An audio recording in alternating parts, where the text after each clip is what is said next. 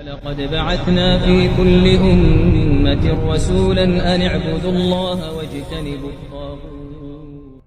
Bismillahirrahmanirrahim. Bir kardeşimiz hadis ilminden bazı suallar verip, istəyirəm onun her birini ayrı-ayrı yox, birlikdə cavablayım.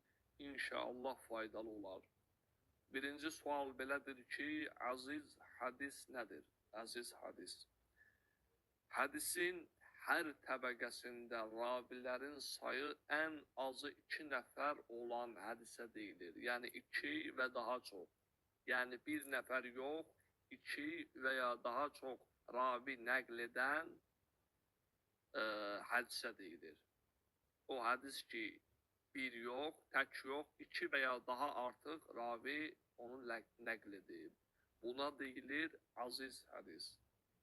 İkinci sual, məşhur hadis nədir? Məşhur hadis 3 və ya daha çox ravi tərəfindən rəvayət olunan, yəni artıq rəqəm artır. 3 və ya daha çox ravi tərəfindən rəvayət olunan, amma mutavatir. Diqqət edin, amma mutavatir həddinə çatmayan hadis. Mutavatir həddinə çatmayan hadis. Buna deyilir məşhur hadis.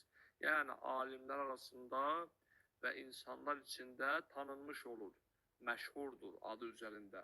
Lakin mutavatirdə deyil. Üçüncü sual, qarib hadis nədir? Qarib hadis, hadisin hər hansı bir təbəqəsində yalnız bir ravi ilə gələn hadisdir. Yalnız bir. Hadisun qarib. Yəni yalnız bir ravi. Yəni bir ravi tək qalıb və o hadisi nəql edib. Vəssalam. Buna deyilir qarib hadis.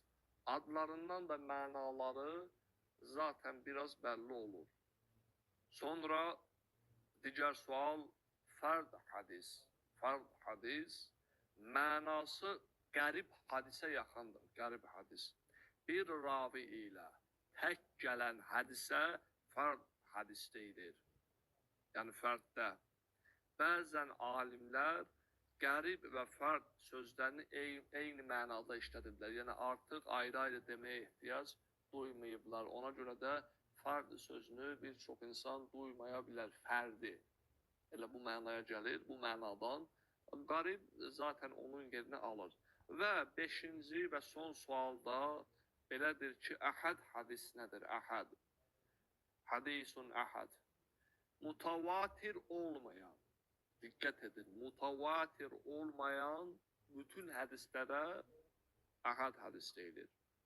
Yəni əhəd deyəndə ağlında tut ki, bu mutavatir deyil. Buradan çıxdı vəssalam. Yəni ravilərin sayı mutavatir səviyyəsinə çatmır. Aziz, məşhur və qarib hadislərin hamısı əhəd hadis növünə daxildir. Həmçinin bunlara daxildir. Buna da deyilir əhəd hadis. Allah eşidib, faydalananlardan etsin bizləri. Velhamdülillahi Rabbil alemin.